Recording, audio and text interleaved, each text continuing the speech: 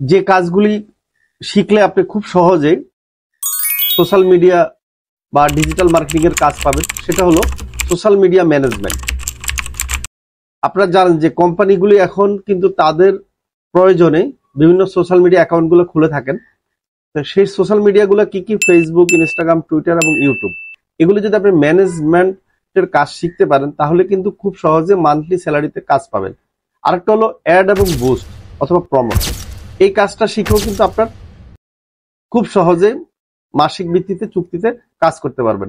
তাহলে digital marketing এর এই দুইটা কাজ যদি ভালোভাবে আপনি শিখতে পারেন, ফ্রিল্যান্সিং করতে ইনকাম করতে পারবেনই, সাথে সাথে মাসিক চুক্তিতে যে কোনো কোম্পানিতে কিন্তু আপনার জব পাওয়ার সুযোগ রয়েছে, বাংলাদেশ এবং বাংলাদেশের বাইরে।